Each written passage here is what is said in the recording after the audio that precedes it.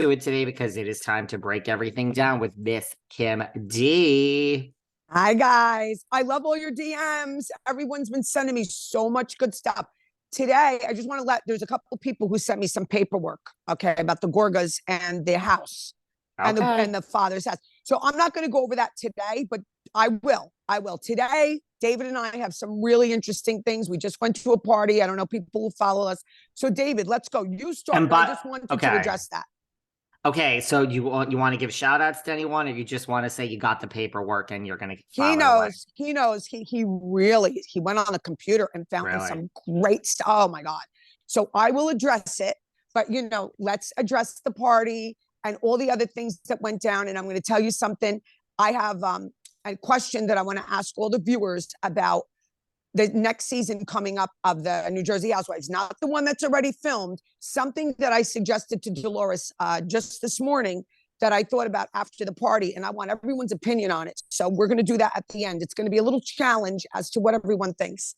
So go ahead, David, you start. We'll do a challenge. We'll talk about the party. We got to talk about some other things. We got to talk about Salt Lake, Shah, and we got to talk about Beverly Hills. So I guess we'll start with New Jersey.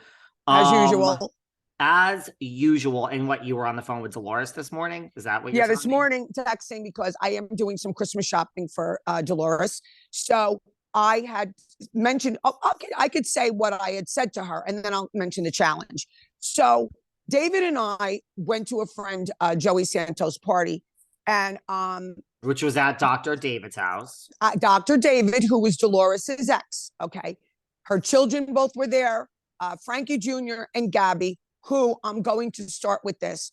They are not only adorable, they're lovely people. They're lovely adults. They're both educated. Gabby's a veterinarian who loves animals. He walks in, he's like a shining star. They're nice to people. They're just lovely. Frank Catania and Dolores did a phenomenal job of being divorced and raising these two young, outstanding adults. Do you agree with me on that?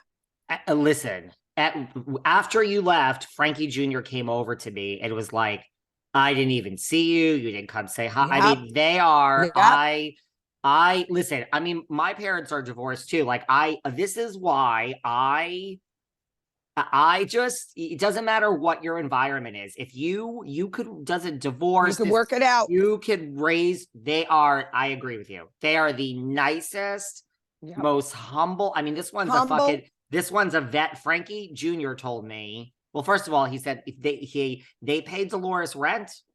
They paid Dolores rent, Frankie. I mean, very good. I assume that's not a secret. Like, I mean, Frankie Jr. I think it's great. I pay her rent.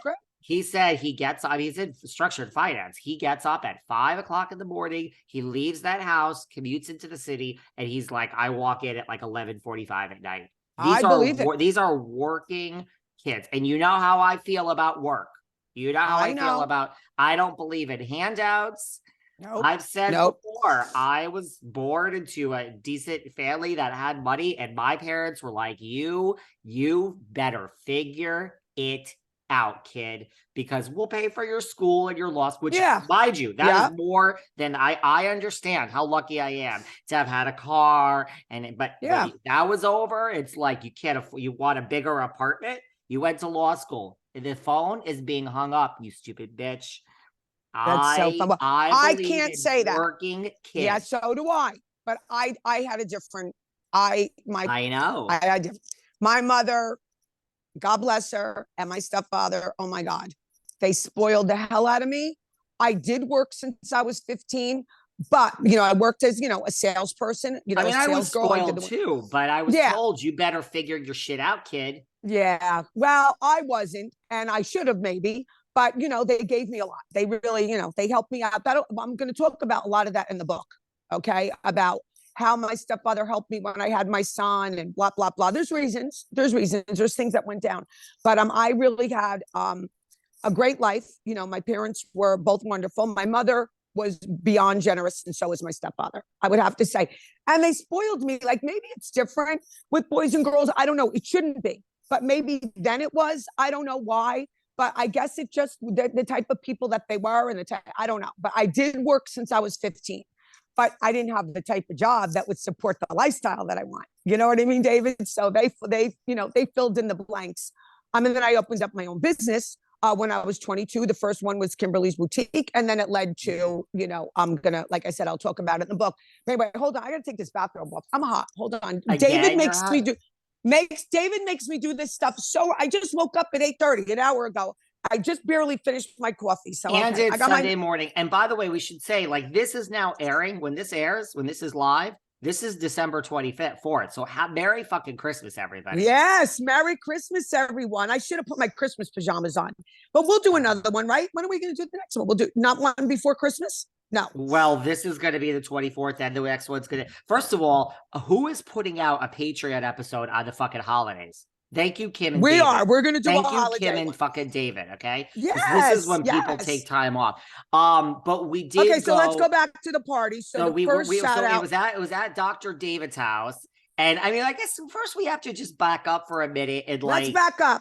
Let's talk about when we got there and who wasn't at the party yet, what he was doing. Dr. David? Yeah, tell everybody what he was doing. I don't know where he was upstairs, primping? He came down in like a tuxedo. Yeah, beautiful velvet black jacket. Beautiful. But no, they were teasing my friend Jen Patterson, who owns the Moxie. She knows Dr. David is her doctor when she had her children.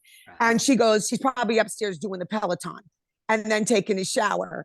So, and then he comes downstairs looking all handsome with his beautiful black velvet jacket and winds up opening up all the doors. It's the middle of winter. And I'm like, what?